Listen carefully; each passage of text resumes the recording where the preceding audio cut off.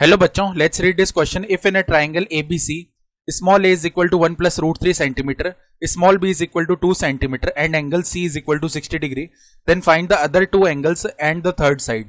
तो हमें यहाँ पे other two angles और third side निकालनी है. क्या होगी? स्टार्ट कर लेते हैं हमारे की कॉन्सेप्ट से.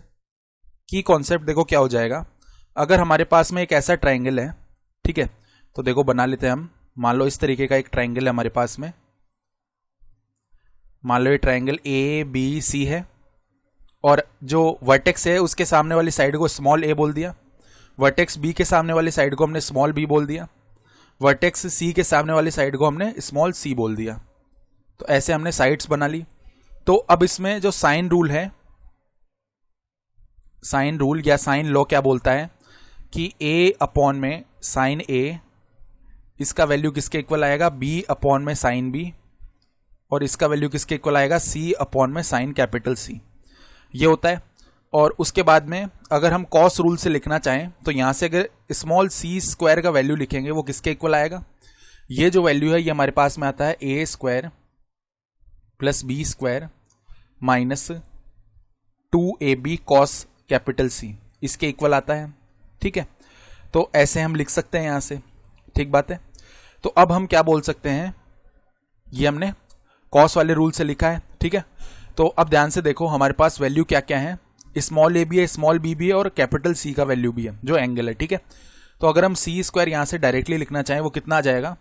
1 प्लस रूट 3 का स्क्वायर प्लस में b स्क्वायर यानी 2 का स्क्वायर माइनस में 2 मल्टीप्लाई में 1 प्लस रूट 3 मल्टीप्लाई में 2 और कॉस 60 डिग्री का वैल्यू होता है 1 अपॉन में 2. यानी इसको ओपन कर लेते हैं होल स्क्वायर को. 1 प्लस 3 प्लस में 2 रूट 3 प्लस में इधर 2 का स्क्वायर 4. 2 से ये 2 क्या हो जाएगा? डिवाइड हो जाएगा वन टाइम. यानी माइनस का इधर मिलेगा 2 माइनस 2 रूट 3. तो 2 रूट 3 माइनस 2 रूट 3 जीरो हो गया.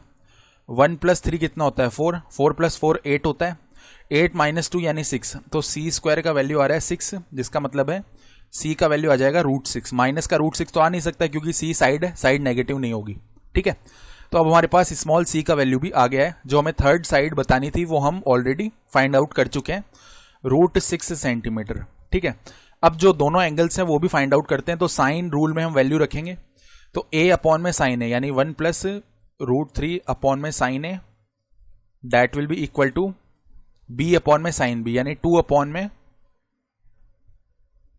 में sine b is equal to जो c का वैल्यू है वो रूट 6 अपॉन में साइन 60 डिग्री का वैल्यू जानते हैं रूट 3 अपॉन में 2. ठीक है, तो इधर से बेसिकली होगा क्या, अगर फर्स्ट पार्ट या एक काम करते हैं इन दोनों को इक्वल रखते हैं. ठीक है, तो 2 अपॉन में sine b will be equal to, यहां पे देखो रूट 3 जो है वो रूट 6 को डिवाइड कर देगा. ठीक है, और बेसिकली ऊपर आ जाएगा रूट 2 और इधर 2 ऊपर आ गया ये वाला 2. ठीक है, तो 2 से 2 वन टाइम हो जाएगा डिवाइड. इसका मतलब है साइन b का वैल्यू इवेंचुअली हमें क्या मिल जाएगा? 1 अपॉन में रूट 2, जिसका मतलब है b का वैल्यू कितना आ जाएगा?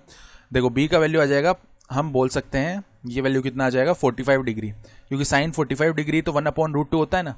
अब ये एक ट्राइंगल है तो ट्राइंगल के तीनों एंगल्स का सम हम जानते हैं कितना होता है? एंगल a प्लस में एंगल b प्लस में angle c should be equal to 180 degree.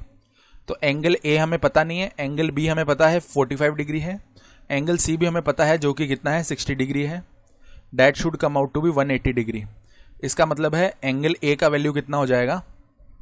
Angle a should be equal to 45 plus में 60 करो तो यहाँ पे ये वैल्यू कितना आएगा? 105. 180 डिग्री में से 105 को सब्ट्रैक्ट करेंगे दैट विल बी 75 डिग्री. इसका मतलब कैपिटल a का वैल्यू आ गया 75 डिग्री और जो b का वैल्यू है वो आ गया 45 डिग्री और जो स्मॉल साइड c थी, ठीक है, वो हमने निकाल ली रूट 6 सेंटीमीटर.